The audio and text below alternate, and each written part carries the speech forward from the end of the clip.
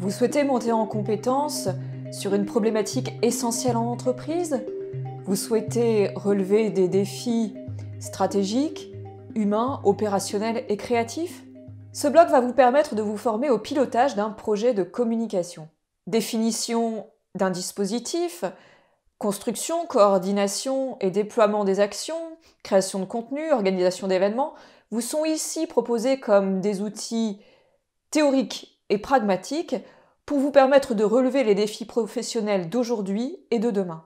D'après le baromètre de l'emploi dans le marketing et la communication par l'observatoire Commedia, les entreprises ont investi 46,2 milliards d'euros dans leur communication. La croissance des besoins en talents dans la communication augmente avec les créations d'entreprises.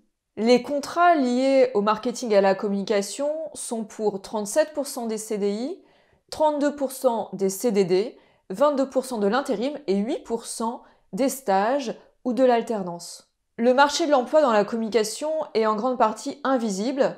En effet, seuls 25% des offres d'emploi sont diffusées. Les 75% restants passent par des chasseurs de tête, des cabinets de recrutement, du réseau et de la cooptation. Le secteur de la communication est aujourd'hui dynamique et diversifié. La révolution numérique a entraîné une multiplication des plateformes médias et une facilité d'accès tout à fait inédite et de façon bilatérale, à la fois du côté des entreprises et du côté des audiences. Avec le web communicationnel et les réseaux sociaux, les internautes sont même devenus des créateurs de contenu et des acteurs de la communication des entreprises. Pourquoi? Parce qu'ils relaient, commentent ou partagent les contenus produits et diffusés par les marques. Cependant, la communication personnelle n'est pas la communication professionnelle. Et la pratique des réseaux sociaux de façon privée peut induire un biais, l'illusion de la maîtrise de la communication digitale.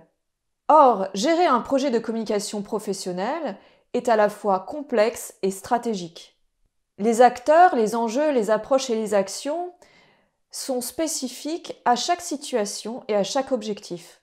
Maîtriser ces leviers et connaître les systèmes de diffusion des informations est aujourd'hui stratégique à la fois pour les entreprises, mais aussi pour les professionnels dans la gestion de leur carrière. Se former à la stratégie de communication pour les entreprises, c'est apprendre à analyser des besoins, des stratégies, à définir un projet de communication, à rédiger un cahier des charges, formaliser les différentes étapes, les livrables, les délais de mise en œuvre, les besoins humains, matériels et financiers, ainsi que les modalités de suivi d'un projet.